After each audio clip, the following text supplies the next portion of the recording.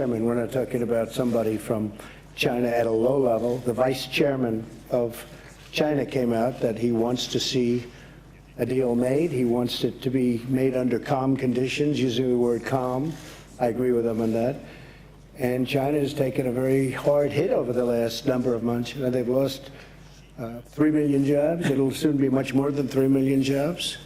Their chain is breaking. The chain is breaking up like nobody's seen before. And once that happens, it's very hard to put it back together. You understand?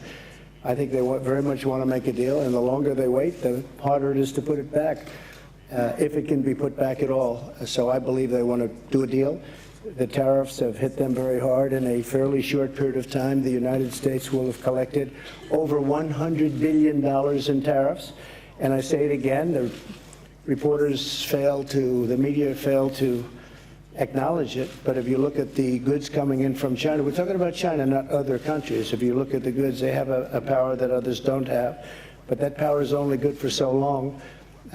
They've manipulated their currency, they've devalued their currency, and they've put a lot of cash into the system. And because of that, the prices have not gone up, or if they've gone up, it's been very little, because they want to keep people working. If the prices go up, they're not going to be able to keep people working. They're not going to be able to compete. It's a brilliant market. It's a brilliant, brilliant market, the world market. A lot of markets are brilliant. And frankly, I think that China cannot, I don't know, maybe they can, maybe they can't. I don't think they can do that. And I think they're very smart. And I think President Xi is a great leader who happens to be a brilliant man. And he can't lose 3 million jobs in a very short period of time. And that's going to be magnified many times over. And it's going to break down the Chinese system of trade. And he can't do that. So when you say, do you think they want to? Maybe they want to and maybe they don't. But I think they want to make a deal. I'm not sure they have a choice. And I don't say that as a threat. I don't think they have a choice. In the meantime, the United States, which has never collected 10 cents from China, will in a fairly short period of time be over $100 billion in tariffs. So I think they want to make a deal very badly. Go ahead. Deuxième question. Second question. Messieurs les Présidents, Mathieu Coach, BFM. Mr. President, you've just declared that you've created the conditions for a meeting between President Trump and President Rouhani. Does that mean that France, for instance, might be a mediator in that meeting? And more concretely, what did you discuss in terms of that possible agreement with Iran? And then a question for Mr. Trump. Are you ready to lift or to soften American sanctions on Iranian oil exports? And would you be ready to meet President Rouhani? Thank you. Sur la première question. On the first question, Les termes de la discussion. the terms of the discussion are quite simple. Un accord a été signé en An 2015, agreement was signed in 2015, le 14 juillet 2015. on July 14th. We call it the JCPOA. Et cet accord a And that prévu agreement des garanties pour la communauté internationale, set forth en particulier guarantees for pour les the signataires de cet accord, international community, including the signatories of that Iran agreement, n'enrichisse plus saying l'uranium that Iran would no longer période de temps, enrich simplifié uranium le terme de over l'accord, a certain jusqu'en period of 2025. time. I'm simplifying En this, but up contrepartie, to 2025, la réouverture in exchange secteur for économique reopening et d'un many investissement economic massif, sectors and largement massive porté, investment, bien sûr, par les États-Unis largely d'Amérique. made by the United States. Cet accord avait That un double agreement avantage, had a twofold advantage: stabilité et sécurité, stability et and réouverture security, économique, ce qui était bon pour l'Iran. and also reopening, economically Cet accord speaking, avait which des was good for insuffisances. Iran. Je rappelle aux This demeurants agreement que les also négociateurs had français en drawbacks and 2015 shortcomings. French negotiators in furent les plus 2015 et que la France were était la plus the hésitante à most signer cet accord. determined, and France was the country that hesitated most to sign this agreement because we considered we needed as many guarantees as possible. President Trump, during his campaign, made a commitment to those who voted for him to be more demanding and tougher because he considered that this agreement was insufficient, which caused him to leave it. Par les sanctions qui ont été prises par Today, le because président of the Trump, sanctions made l'économie by iranienne President Trump, the Iranian de economy fortes conséquences et un fort ralentissement. is having serious consequences and a serious slowdown. And that situation very clearly is the aspect, we might say the positive side of things, Très from one standpoint, is creating pressure and therefore the necessary conditions to improve the terms of an agreement. On the other hand, it's leading to reactions in Iran who are saying, well, we've signed this agreement, but those who have signed it are not respecting its terms, and so we're starting symbolically to enrich uranium, and they risk that they're going to go further still and leave the JCPOA. So, given the two goals that we have, where are we going with this? We need to be sure that Iran will never get a nuclear weapon and that there will be no flare-ups in the region. And so what we discussed very concretely was to see how we could improve very considerably, or really, in fact, build a new nuclear agreement with Iran. President Trump was very clear, saying that we would need a much longer time frame for it, that there needed to be surveillance of many more sites, and this is how we can build a much further reaching agreement in terms of our security demands. And on the other hand, we need to convince the Iranians to go in that direction, and we can do that if we give them economic compensation of some form. If we make some movement in terms of lines of credit or reopening certain economic sectors. I can't tell you today publicly more about this because anything I will tell you in detail will jeopardize the conversations we're going to have. But this is basically what we're discussing. On the basis of our initiative, there's also a Japanese initiative. I'm talking in total transparency with the President, but we agreed on a strategic goal, and I want us to go further in this framework and to make proposals. At a given point in time, there will have to be a meeting between the American and the Iranian presidents, and I would wish that in coming weeks, such a meeting take place. France will play a role together with the other signatories who are our partners in the JCPOA. But after that, we'll need to create the necessary conditions, because we'll have the necessary visibility for this agreement to be signed and sealed, and for this meeting between the two presidents to take place. So I would rather talk about concerted initiatives and exchanges rather than mediation, because at the end of the day, we have constant exchanges with President Trump. I share his goals. Sometimes we say we don't agree on methods, but I want to get there. I want to have an agreement. And I think there's been a true change. This morning, President Rouhani showed himself to be open to this meeting happening. And President Trump has been saying for weeks that he's being demanding, he's being tough, he's put forward sanctions, but I'm ready to have a meeting to make a deal. And I think that we're making progress. I want this meeting to happen, and I want there to be an agreement between the United States and Iran. And France will play the role it is meant to play together with the United Kingdom, with Germany, and all of the other signatory powers and the permanent members of the Security Council. Iran is a country that is not the same country that it was 2.5 years ago when I came into office. Iran was the #1 state of terror throughout the world.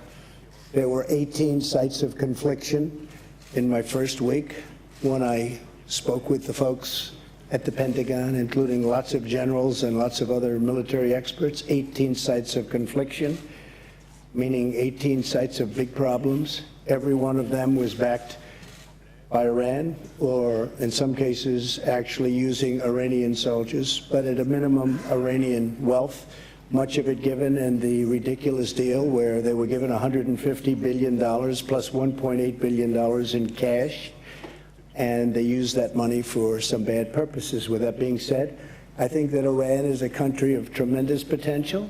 We're not looking for leadership change. We're not looking for that kind of change. This country has been through that many times before. That doesn't work. We're looking for no nuclear weapons, no ballistic missiles, and a longer period of time. Very simple. We can have it done in a very short period of time. And I really believe that Iran can be a great nation. I'd like to see that happen. But they can't have nuclear weapons. Okay? Thank you. Excuse me? Would you agree to meet with Iran? If the circumstances were correct or the right, I would certainly agree to that. But in the meantime, they have to be good players. You understand what that means? And they can't do what they were saying they're going to do, because if they do that, they're going to be met with really very violent force. We have no choice. So I think they're going to be good. I really think they'd like to. And by the way, President Macron told me every step that he was making yesterday. A lot of you said, oh, he came in. He told me long before he came in. what was happening, I didn't think it was appropriate to meet yesterday, too soon, and things have to be worked out first, but President Macron told me exactly what was happening, who was coming, what time they were coming, where they were going to meet, and after the meeting he told me exactly what happened, and I think he had a very positive meeting.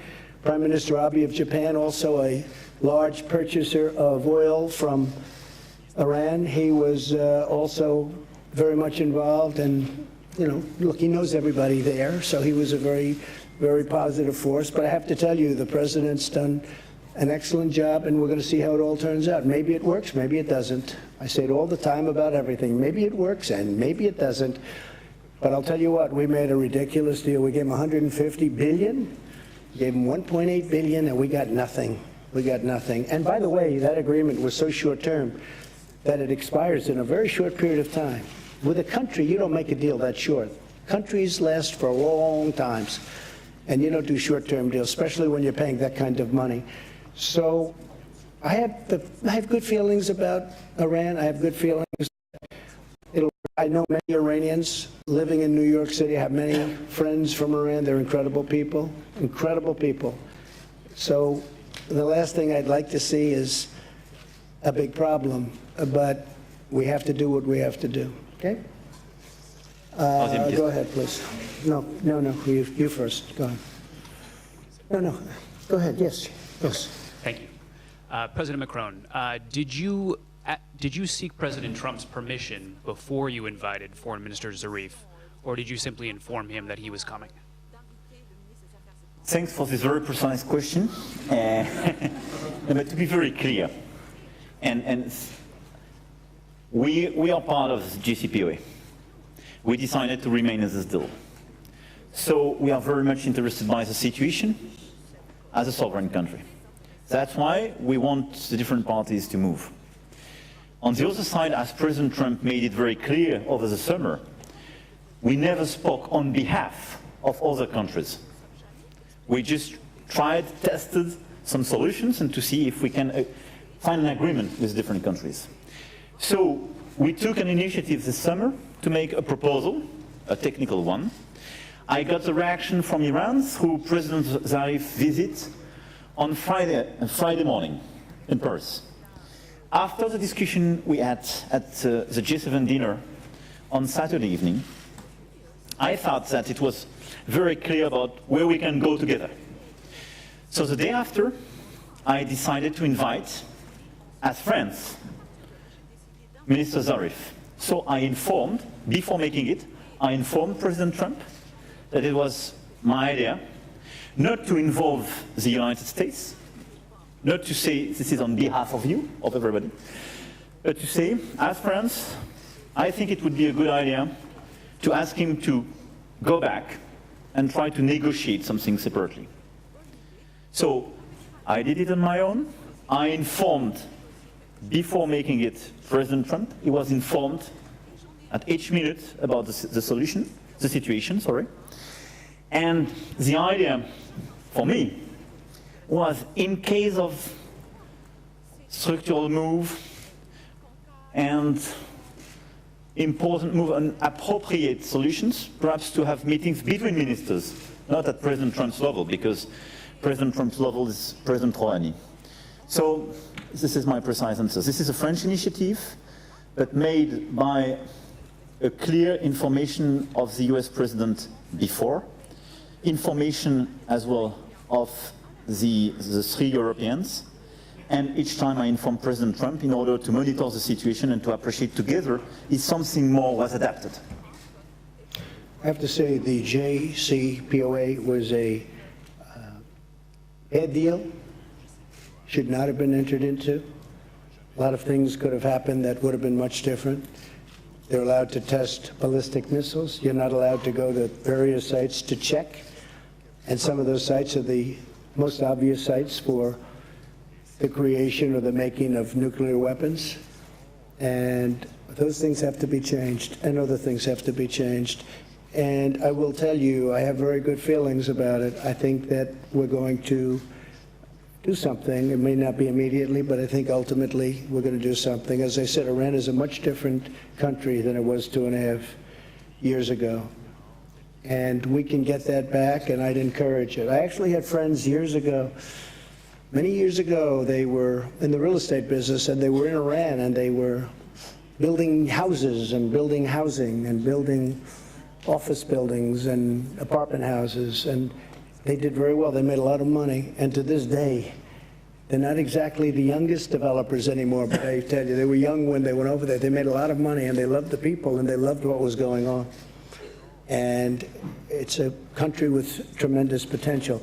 I also say that, by the way, with respect to North Korea. Kim Jong-un, who I've gotten to know extremely well, First Lady has gotten to know Kim Jong-un, and I think she'd agree with me. He is a man with a country that has tremendous potential. You're in between China, Russia, and South Korea. People want to get to South Korea.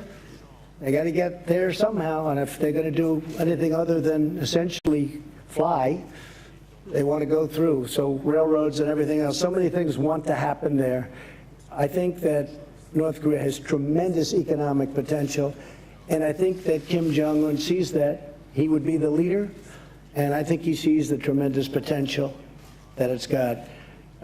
With respect to Iran, same thing. Iran is incredible people and incredible country potentially, location that's a little rough neighborhood, but eventually it's going to be a beautiful neighborhood. I think that it's going to work out. And I really believe that those countries that went into the original deal, that more and more are agreeing with what I did. But I think those countries are going to be saying thank you someday. I hope they're going to be saying, including France, including the president, because I think we did the right thing. I know we did the right thing. If for no other reason, it's just too short. It's almost expiring, if you think about it. And somebody said, well, you'll go and make an extension. No, they're great negotiators. Look at what they did to get the deal. Look at what they did to John Kerry and to President Obama. Look what happened, where they're bringing plane loads of cash, plane loads, big planes, 757s, Boeing 757s, coming in loaded up with cash. What kind of a deal is that? So I think a lot of good things are going to happen. And I just want to say this because I've spoken a lot with the president this last 2.5 days. We've never had a better relationship. We had a lunch that lasted for quite a while that many of you got to see. It was the two of us. No staff, no anything. He wasn't trying to impress his people. I wasn't trying to impress his people. We were just trying to impress each other. And I'll tell you what, it was the best period of time we've ever had. And we accomplished a lot. I don't mean just, gee whiz, wasn't that nice? He's a very capable man. He's doing a great job for France. He did an incredible job for the G7, and I just want to thank you. And you go ahead to your news conference, and very special. This was a very special, very unified 2.5 days, and I want to thank you for it. Thank you. Thank you. Thank you very much.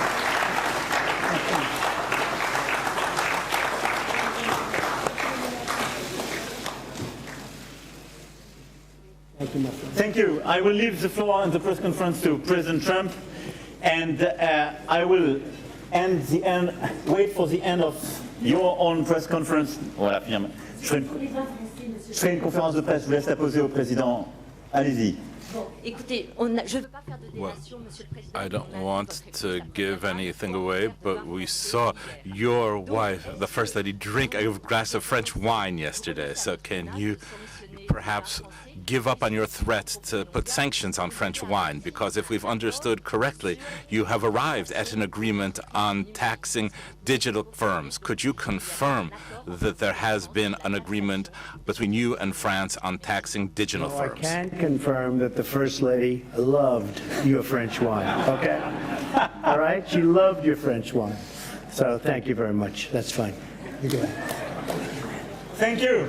Thank you. Merci à vous. I will wait for the end of this press conference to have the press conference of the presidency. I will leave the floor to you. Thank you. Thank you. Good job. This is worse than you are. I can't believe it. Jonathan. Come on up, let's go. All right. Mr. President, can I just ask a question since I didn't get to ask you one directly? On China, you have recently been saying that China wants to make a deal, but that you are not necessarily ready for a deal. All right, we'll start now. Please sit down. Thank you. Thank you. Please sit down. Thank you very much. You've recently been saying that China wants a deal, but you're not necessarily ready for a deal, and you like the tariff revenue that is coming in. Are you now ready to make a deal? Only if it's a fair deal and a good deal for the United States. Otherwise, I will not make a deal. We have billions and billions coming in, and I think we're going to get there. I do. I believe it more strongly now than I would have believed it a while ago. We're going to get there, and we're going to have a really, we're going to have a fair deal. But remember this, when you say fair, China's been taking out of this country $500+ billion a year for many, many years. Many, many years. It was time to stop. As a private person, I used to talk about it. It's one of the reasons I'm president. And we're in a great position. Our country's doing well. Our unemployment numbers are the lowest they've been in over 50 years. Our unemployment numbers for African American, Asian, for Hispanic are the best they've ever been. Historic numbers. We're in a very strong position. Our consumers are strong. Walmart just announced numbers that were, I mean, mind-boggling numbers. It's a great poll right there. That's the ultimate poll. How are the retailers doing and how are certain companies doing? So we're doing very well, and I think that I think we're going to make a deal with China, and I think we're probably eventually we're going to make a deal with Iran too. But why are you optimistic they'll change their behavior? It's not a question of behavior. I think they want to make a deal, and I think they should make a deal, and they should make a deal. And I think if they don't make a deal, it's going to be very bad for China. And I very much appreciate the fact that they came out last night, very late last night, and they said, you know, they want to make a deal. They want it to be under calm circumstances. It was a little different kind of a statement. I thought it was a beautiful statement. I thought it indicated a lot. Go ahead. Here we go. I have a question for you on next year's G7 summit, but can I just clarify something you said? You mentioned earlier today. One question. Go ahead. Well, let me do the clarification and then I'll get to the question. No. You talked about calls with China and a breaking news alert. I'm trying to understand what specifically you heard from China. And on next year's G7, you alluded today, dropped several hints about Miami, about Doral, and hosting next year's G7 at your property. What reassurances, if any, can you give the American people that you are not looking to profit off the presidency? Well, I'll tell you what, I've spent, and I think I will, in a combination of loss and opportunity. Probably it'll cost me anywhere from $3 to $5 billion to be president. And the only thing I care about is this country. Couldn't care less, otherwise I wouldn't have done it. People have asked me, what do you think it costs? And between opportunity, not doing things, I used to get a lot of money to make speeches. Now I give speeches all the time. You know what I get? Zippo, and that's good. And I did a lot of great jobs and great deals that I don't do anymore, and I don't want to do them because the deals I'm making are great deals for the country, and that's to me much more important. Doral happens to be within Miami. It's a city. It's a wonderful place. It's a very, very successful area of Florida. It's very importantly only 5 minutes from the airport. The airport's right next door. It's a big international airport, one of the biggest in the world. Everybody that's coming, all of these people with all of their big entourages come. It's set up so, and by the way, my people looked at 12 sites, all good, but some were 2 hours from an airport, some were 4 hours from, I mean, they were so far away. Some didn't allow this or they didn't allow that. With Doral, we have a series of magnificent buildings. We call them bungalows. They each hold from 50 to 70 very luxurious rooms with magnificent views. We have incredible conference rooms, incredible restaurants. It's like such a natural. We wouldn't even have to do the work that they did here, and they've done a beautiful job. They've really done a beautiful job. And what we have also is Miami. And we have many hundreds of acres so that in terms of parking, in terms of all of the things that you need, the ballrooms are among the biggest in Florida and the best. It's brand new. And they want that. My people wanted it. From my standpoint, I'm not going to make any money.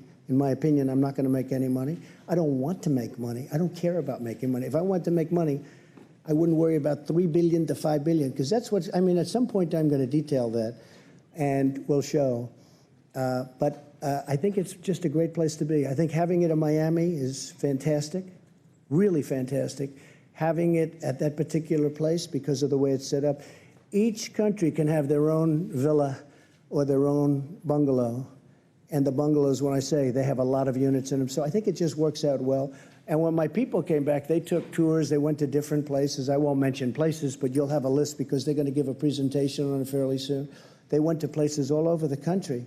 And they came back and they said, this is where we'd like to be. Now, we had military people doing it. We had Secret Service people doing it. We had people that really understand what it's about. It's not about me. It's about getting the right location. I think it's very important. Jonathan? Like you're trying to boost No, your own brand? not at all. Go ahead, Jonathan. Thank you, Mr. President. President Macron said he'd like to see talks between you and President Rouhani within weeks. Does that sound realistic to you? Could you see yourself in talks with the Iranians within weeks? Well, it does. I don't know the gentleman. I think I know him a little bit just by watching over the last number of years what's happened. Tell you one thing, he's a great negotiator. But I think he's going to want to meet. I think Iran wants to get this situation straightened out. Now, is that based on fact or based on gut? That's based on gut. But they want to get their situation straightened out, Jonathan. And they're really hurting badly. Their inflation, as you know, because I saw you reporting on it, their inflation is through the roof. Their economy is tanked entirely. The sanctions are absolutely hurting them horribly. I don't want to see that. I don't want to see that. They're great people. I don't want to see that. But we can't let them have a nuclear weapon. Can't let it happen. So I think that there's a really good chance that we would meet. Jeff, please. Thank you, Mr. President. Another follow-up from what the President of France said. He said that there might be a need for compensation to Iran. Would you, given all of the criticism you've made of the JCPOA and the money that they got, be open to giving Iran compensation if it met some of the criteria that you laid out? What he's talking in terms of compensation is they are out of money. And they may need a short-term letter of credit or loan. No, we're not paying. We don't pay. But they may need some money to get them over a very rough patch. And if they do need money, certainly, and it would be secured by oil, which to me is great security. And they have a lot of oil, but it's secured by oil. So we're really talking about a letter of credit type facility. From the U.S. or from all the countries it would be involved? from numerous countries. And it comes back. It would expire. It would be paid back immediately and very quickly. Yes, go ahead, please. Go ahead. Yes. Thank you very much, Mr. President. Nawaz Aoyama with the Asahi Shimbun, a Japanese newspaper. Good. Now just left. Now the U.S. Your Prime Minister, Abiy. Good man. Great man. Okay, and now the U.S. and Japan have an agreement in principle, which you said is a tremendous trade deal for the United States. So and for Japan. Yes. So are you still considering imposing Section 232 tariffs on Japan's auto exports to the United States on national security grounds? Not at this moment, no. Not at this moment. Well, that's one of the reasons we made the deal, but no, not at this moment. It's something I could do at a later date if I wanted to, but we're not looking at that. We just want to be treated fairly. You know, Japan has had a tremendous trade surplus with the United States for many, many years, long before I came here. And I'll tell you something, we're transforming our country. We're taking these horrible, one-sided, foolish, very dumb, stupid, if you'd like to use that word, because it's so descriptive. We're taking these trade deals that are so bad, and we're making good, solid deals out of them. And that's transforming our country. That will be transformative and very exciting, I think, for our country. Very, very exciting. Please, go ahead. Go ahead. Thank you, Mr. President. Well, I didn't actually say you. I said the woman behind you. So why don't we do her first? You've been asking a lot of questions all day long. Thanks, Mr. President. Yamiche Shelton. Can't say I don't give you access, right? Go ahead. Thanks, Mr. President. Yamiche Shelton with PBS NewsHour. Yes. Why do you think it's appropriate to invite Russia to the G7, given that they've meddled in the 2016 election? And are you worried that if Russia does come to the G7, that it might hurt you politically because it's only going to be a couple months before the 2020 election? I don't care politically. I really don't. A lot of people don't understand this. I ran one election and I won. Happened to be for president. I don't care politically.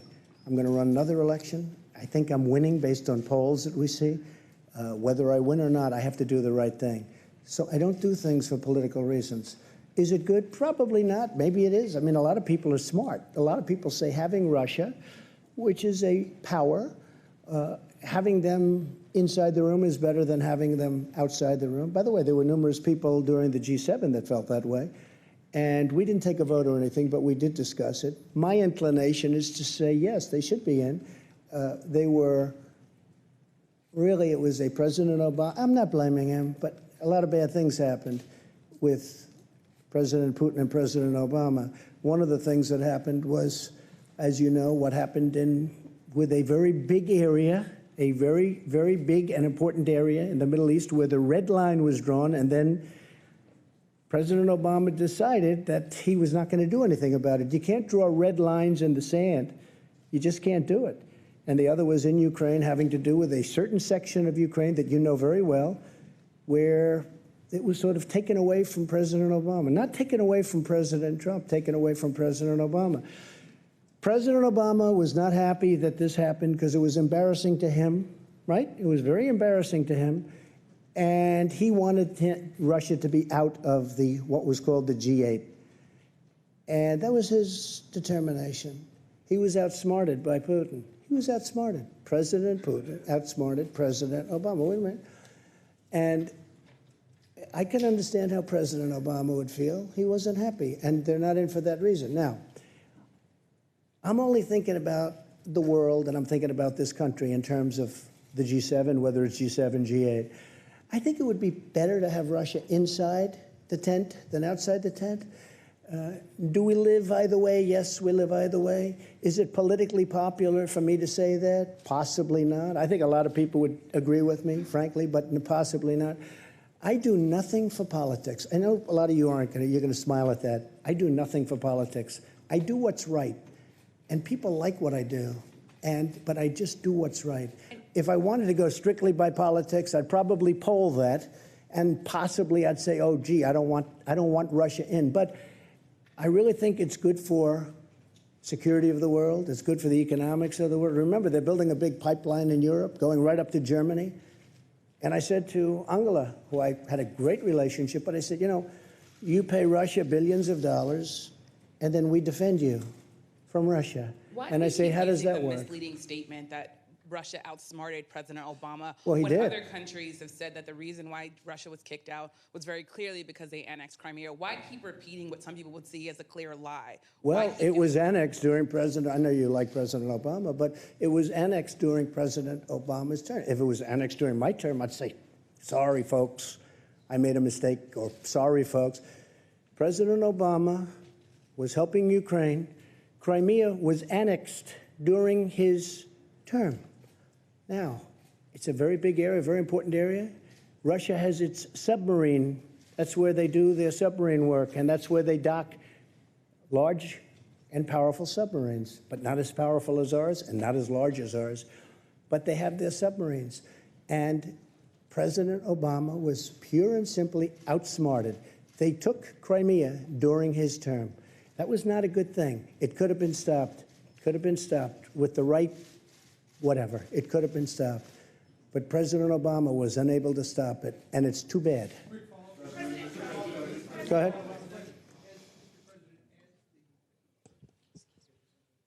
As the G7 host next year, you were allowed to invite other countries to come, guest countries, even though they're not necessarily part of the overall group.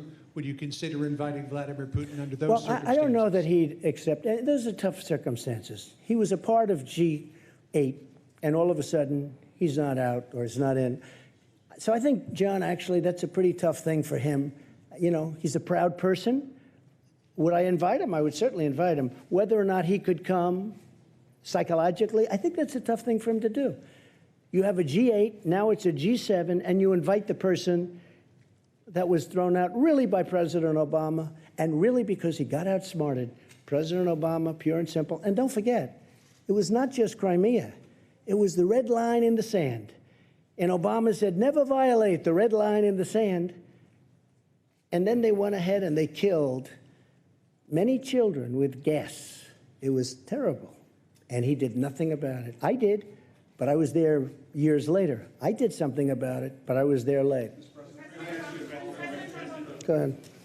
Thank you, sir. Can you help us understand the timeline on the China calls? Were you referring to the statement by the Vice President? Well, we've had many calls. Secretary Mnuchin is here, and you've had many calls over the last 24 hours, but certainly over the last 48 hours. We've had many calls, not just one. This isn't one. And these are high-level calls. They want to make a deal. And by the way, I think a deal's going to be made, but they want to make a deal. So the Chinese are saying that there weren't any particular The Chinese special are not calls. saying Are that. they not being Excuse me, truthful? let me explain something. The vice chairman of China, do you get higher than that other than President Xi? The vice president, the vice chairman, it's like the vice president, the vice chairman made the statement that he wants to make a deal, that he wants to see a calm atmosphere. He wants it all to happen. That says it there. I don't have to talk about, you folks were reporting before, well, we can't find any phone call. He released a statement.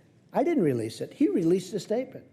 But there were phone calls, sir, Mr. President. There were phone calls. Numerous calls.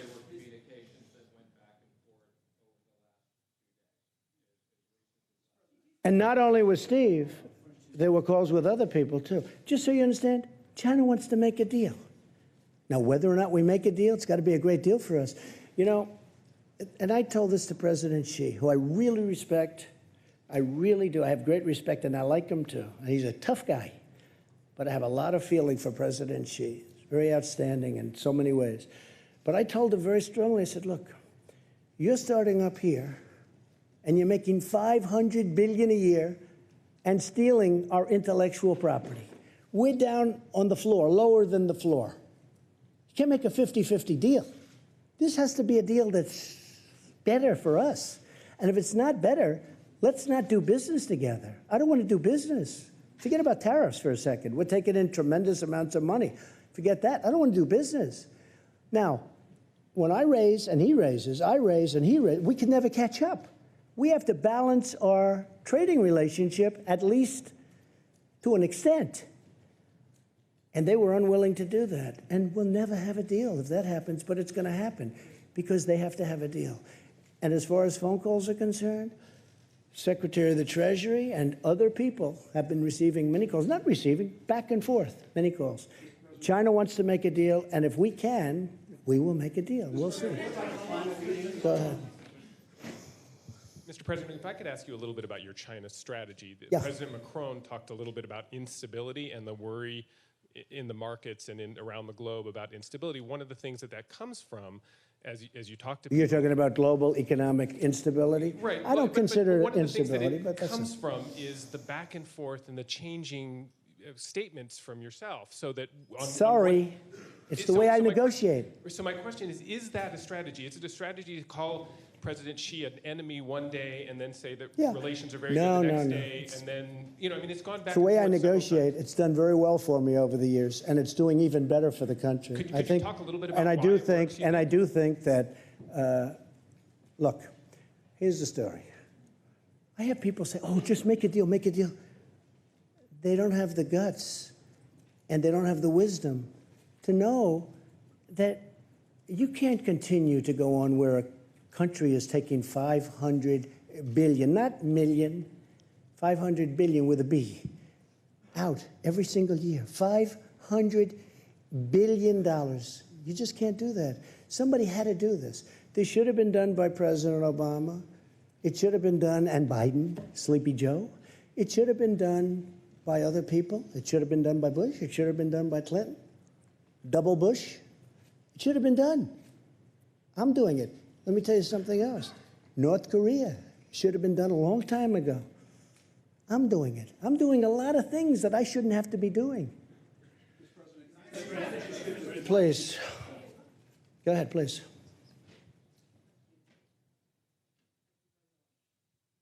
Beth Rigby, Sky News. President Trump, you've met our new Prime Minister Boris Johnson yesterday. Yes.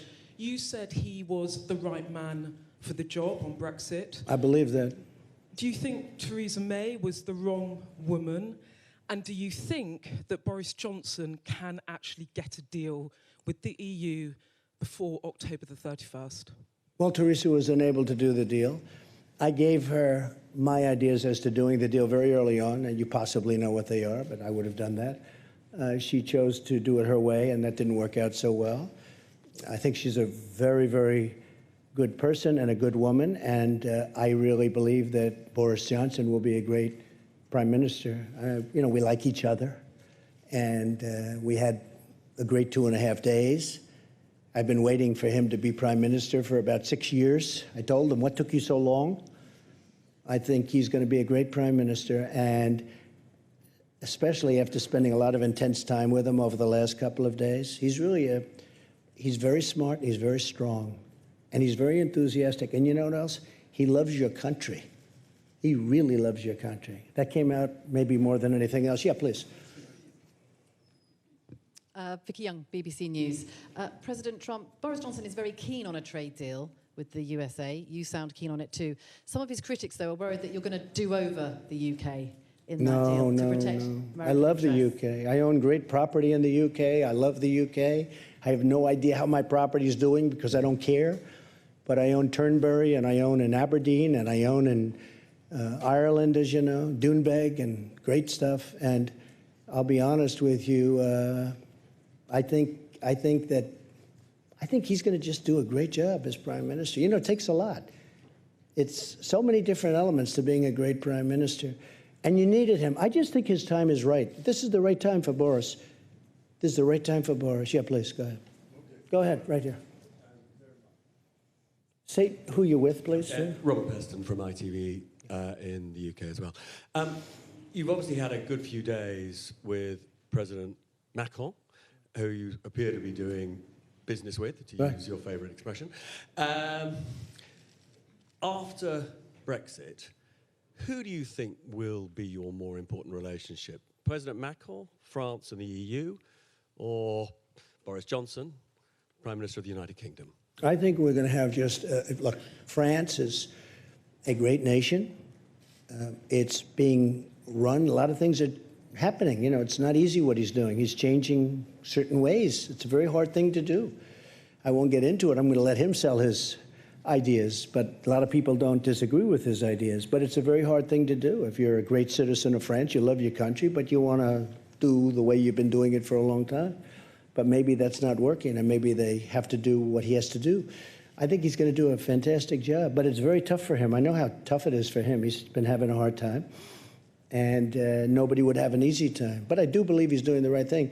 Boris is different. It's a different kind of a deal. Boris has to try and do something with Brexit. It's very tough. I deal with the EU. The EU that's a very, very strong group of people. They have their ideas, and they're not easy to deal with, I will tell you. We're very close to making a deal, by the way, with the EU. I have to say this. We made a great deal with Japan, and we're very close to maybe making a deal with the EU because they don't want tariffs. It's very simple. They don't want to tax cars. Mercedes-Benz, BMW, they don't need a 20% or a 25% tax. But we're very close. I think we're going to make a deal with the EU without having to go that route. I may have to go that route, but maybe not.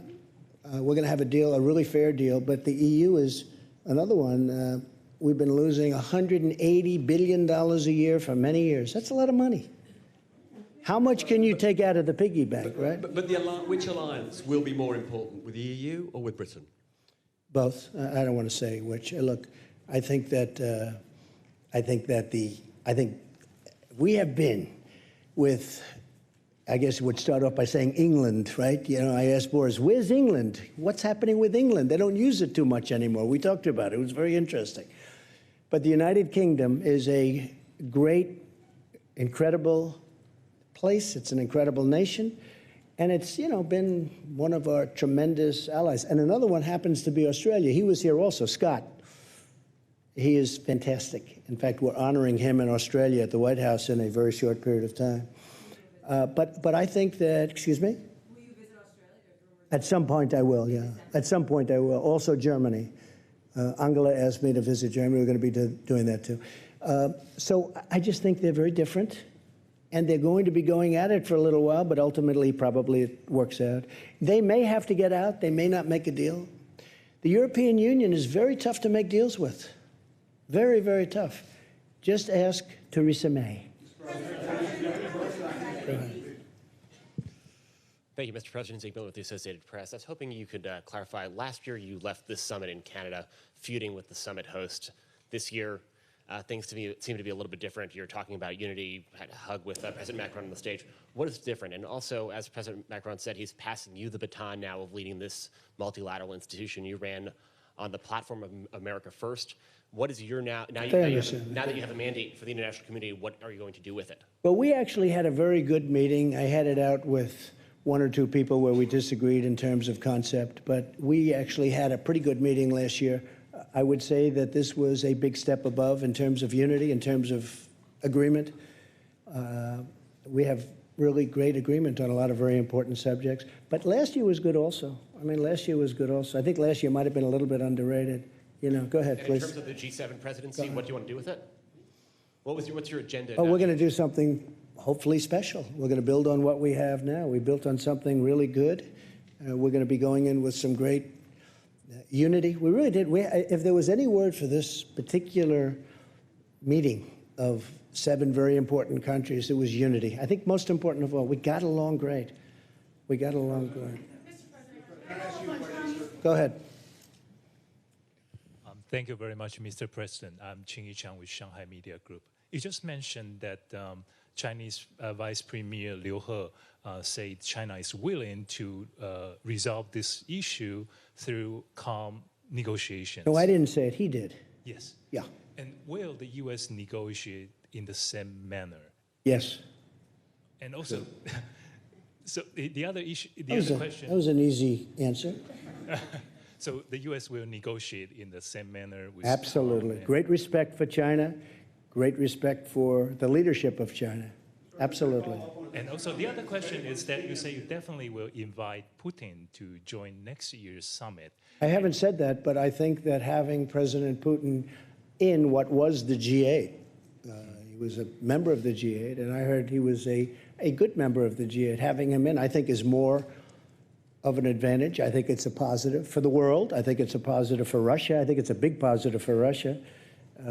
And it's something the group is discussing. They are discussing it. But just a few hours ago. People feel very much like me, many people. What? But just a few hours ago, Russian foreign minister saying that it's not their foreign policy pursuit to return G8. What's your reaction to that? You know, we'll see. I know one thing. If they were invited back, I think they'd be there. If they weren't, that's okay too.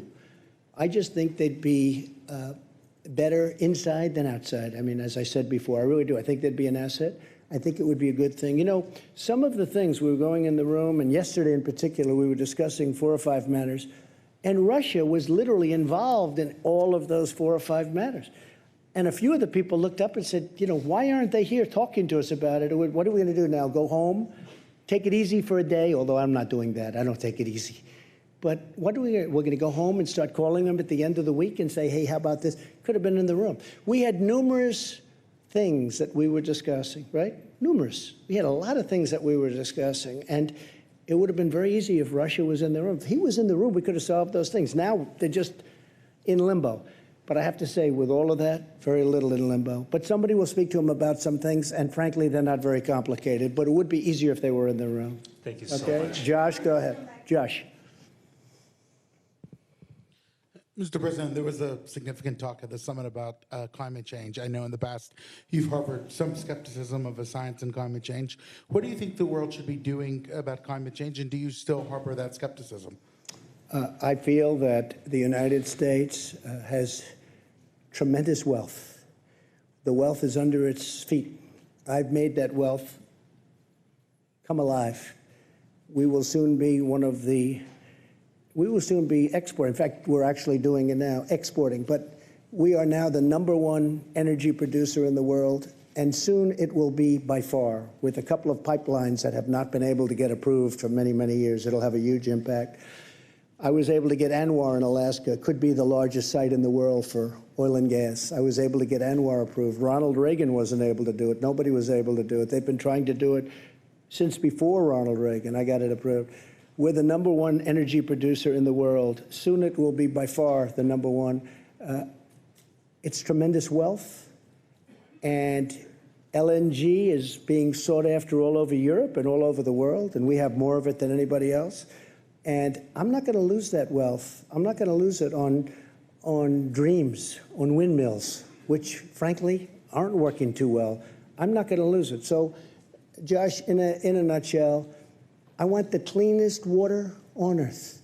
I want the cleanest air on earth. And that's what we're doing. And I'm an environmentalist. A lot of people don't understand that. I have done more environmental impact statements probably than anybody that's, I guess I can say definitely, because I've done many, many, many of them, more than anybody that's ever been president or vice president or anything even close to president. And I think I know more about the environment than most people. I want clean air, I want clean water, I want a wealthy country, I want a spectacular country with jobs, with pensions, with so many things, and that's what we're getting. So I want to be very careful. At the same time, you weren't called. At the same time, it's very important to me, we have to maintain this incredible place that we've all built. We've become a much richer country, and that's a good thing, not a bad thing, because that great wealth allows us to take care of people. We can take care of people that we couldn't have taken care of in the past because of the great wealth. We can't let that wealth be taken away. Clean air, clean water. Thank you very much, everybody. I appreciate it. Thank you. Thank you very much. Climate change, Mr. President. You did answer the question as to whether you believe that climate change is